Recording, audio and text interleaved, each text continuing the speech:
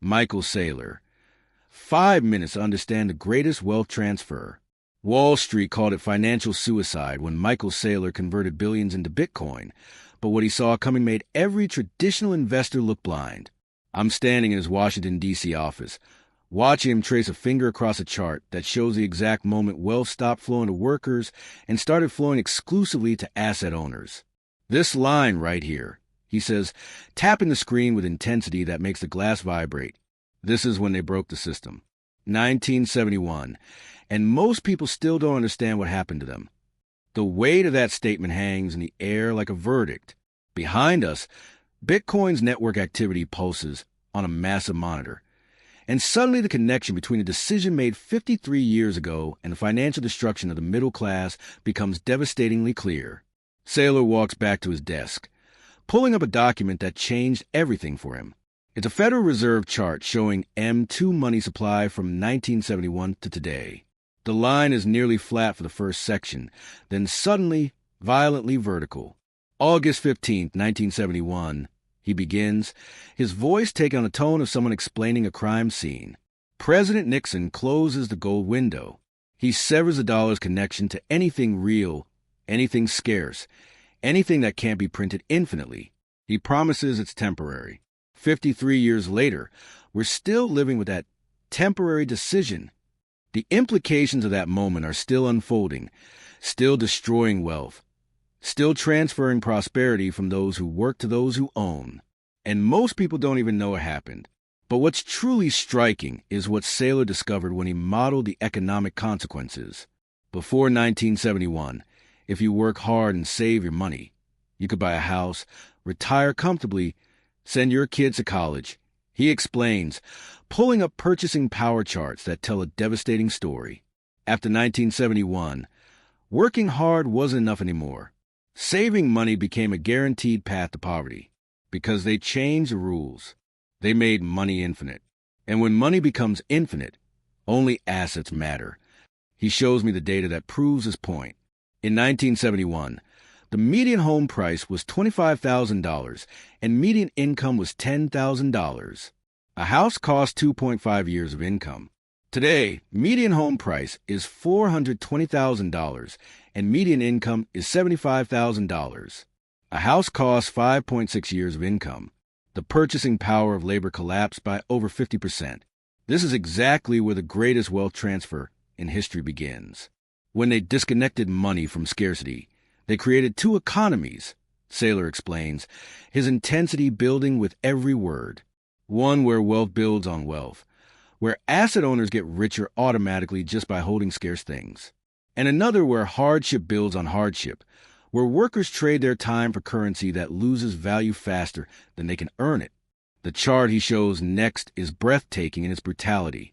Since 1971, wages adjusted for real inflation have stagnated. Meanwhile, asset prices have exploded. Stocks up 50x. Real estate up 30x. Gold up 40x. The gap between those who own assets and those who only earn wages has become an unbridgeable chasm. Wait a second. Don't miss this critical mechanism that makes the transfer possible. Saylor leans forward, his voice dropping to barely above a whisper. It's called the Cantillon Effect, and it's the most important economic concept nobody teaches you in school. He pulls up a diagram showing how newly created money flows through the economy. When the Federal Reserve prints money, it doesn't appear in your bank account. It goes to banks first, then to large corporations, then to government contractors, then to real estate developers, then to equity markets, and finally, if ever, it trickles down to wages. By the time inflation reaches your grocery bill, the asset holders have already captured all the wealth. They bought stocks, real estate, Bitcoin, gold when prices were lower. You're left paying higher prices with devalued wages. The phone rings suddenly, shattering the intensity of the moment. Saylor glances at the caller ID, and his expression shifts. I need to take this, he says, stepping toward the window. I watch him speaking tersely, his body language suggesting urgency.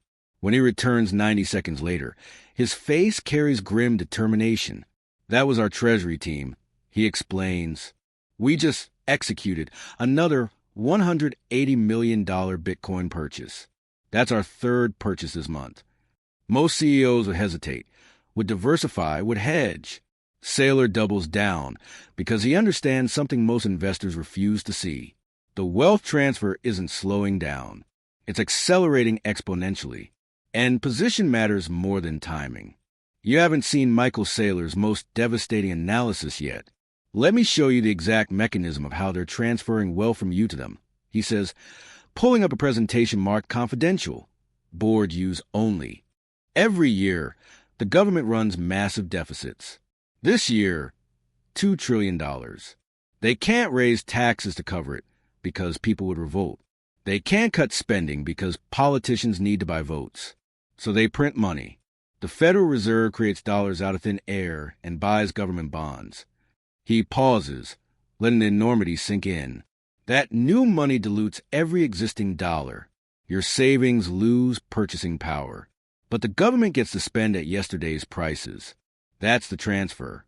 From you to them. Invisible, silent, completely legal.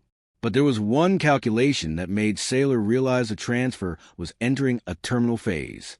He shows me the debt to GDP chart. In 1971, federal debt was 35% of GDP. Today, it's 125% of GDP. The mathematics are inescapable, Saylor states with chilling certainty. They can't pay this debt back with honest money. They can only inflate it away, which means they have to keep printing, which means the dollar has to keep dying, which means the wealth transfer has to accelerate until the system collapses or people flee to hard assets. The trajectory is exponential. In the last 4 years alone, they printed more money than the previous 230 years of American history combined. Everything so far was preparation for understanding where the wealth is transferring to. The money isn't disappearing, Saylor explains, standing up and walking to a massive screen showing global asset flows. It's moving from currency into scarce assets. Real estate, stocks, commodities, art, and increasingly Bitcoin. The chart shows capital flows over the past decade. Trillions moving from cash and bonds into equity and real assets. This is why the rich keep getting richer, he continues. They own assets. Assets appreciate as the currency debases. Meanwhile, the middle class holds cash, holds bonds, holds dollar-denominated savings. They're on the wrong side of the greatest wealth transfer in human history, and they don't even know it's happening. Hard to believe, but Saylor predicts the transfer will intensify over the next 5 years. We're entering the end game, he warns, his voice taking on prophetic intensity. Central banks worldwide are trapped. They've printed so much money that stopping means economic collapse. Continuing means currency collapse. There's no good option, only degrees of catastrophe. He shows me projections from the Congressional Budget Office. By 2030, interest payments on federal debt will exceed defense spending. By 2035, they'll exceed all discretionary spending. When interest payments consume the entire budget, they have only 2 choices, Saylor explains. Default or print. And governments never default. They always print, which means hyperinflation becomes inevitable. This brings us to the most important question. How do you position yourself on the right side of this transfer? Saylor pulls up his personal portfolio allocation strategy. Rule number 1, own 0 long-term bonds, he states emphatically. Bonds are certificates of guaranteed confiscation. You're lending money to governments that will repay you with debased currency. It's financial suicide. Rule number 2, minimize cash holdings. Cash is a melting ice cube.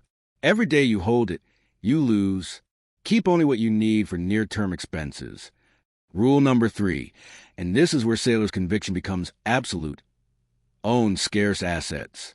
Real estate, equities, commodities, and above all, Bitcoin.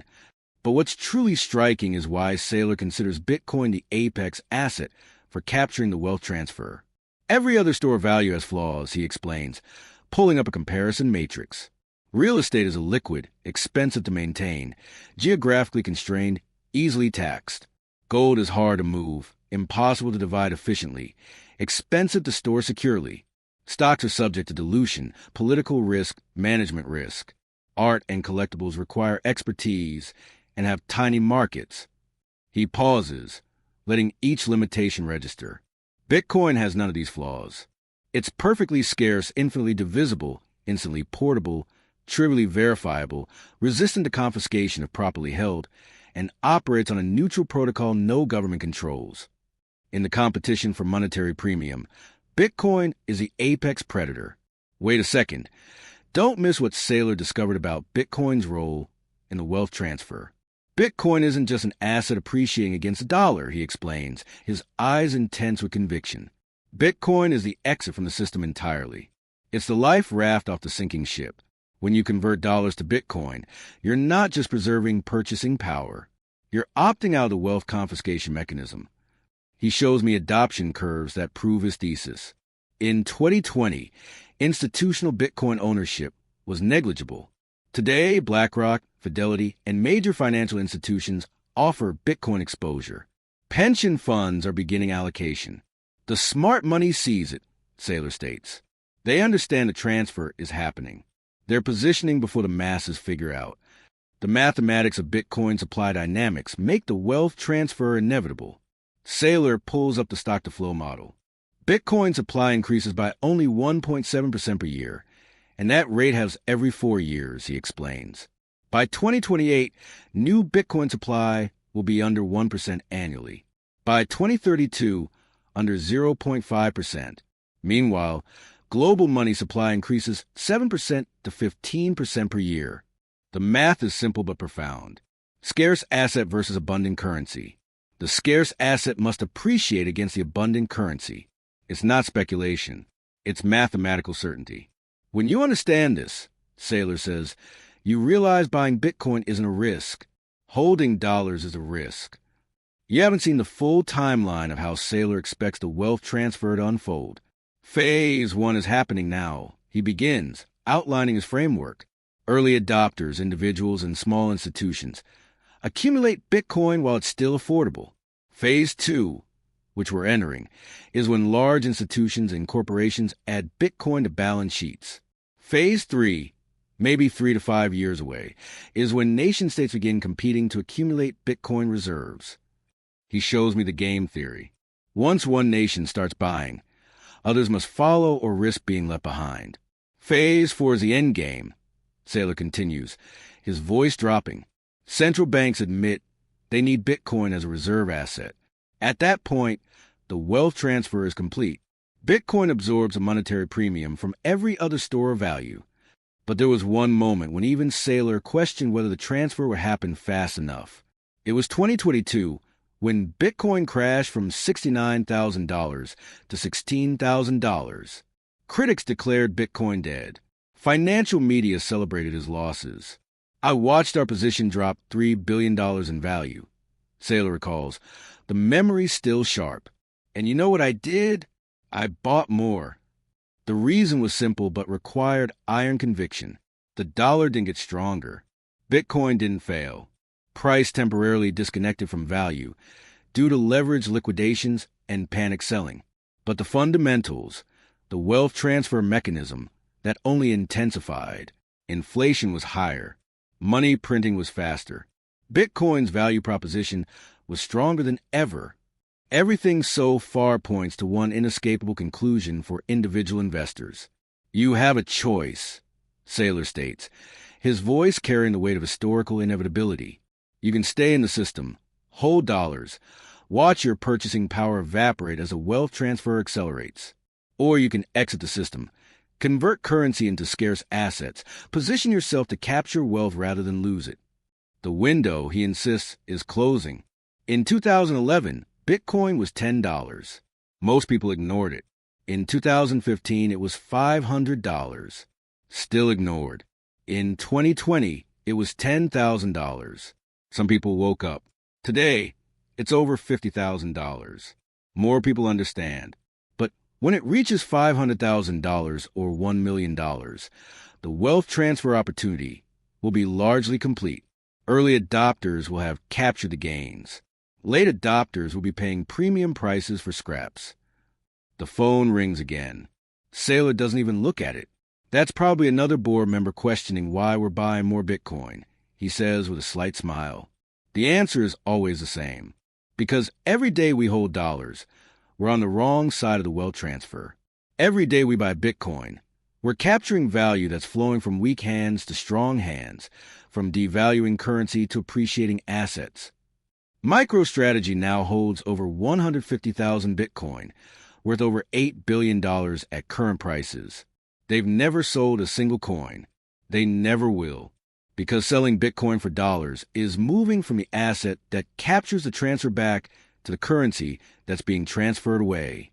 This is exactly where Saylor's message becomes urgent for everyone watching. You don't need billions, he emphasizes. You need to understand the mechanism and position accordingly. Take whatever portion of your savings represents long-term wealth preservation, money you won't need for 4 years minimum, and convert to scarce assets. Bitcoin is the purest, but real estate, equities, even gold, anything scarce beats currency. The strategy is simple but requires discipline. Dollar cost average over time. Hold through volatility. Never sell back into the melting currency. The wealth transfer is mathematical, Saylor states. Abundant currency flows to scarce assets. The only question is whether you'll be holding the currency or the assets when the transfer completes. Everyone thought they understood inflation and asset appreciation, but the real story is far more sinister and far more urgent than rising prices. It's the systematic transfer of wealth from workers to asset owners, from savers to debtors, from those who trust the system to those who understand the game. I put billions into Bitcoin because I see the end game. Saylor says his conviction absolute. The dollar system is terminal. The wealth transfer is accelerating. And the greatest opportunity in human history is to position yourself correctly before the masses understand what's happening. The mathematics are simple. The decision is yours. But the window is closing. And those who hesitate will watch the greatest wealth transfer in history happen to them, not for them.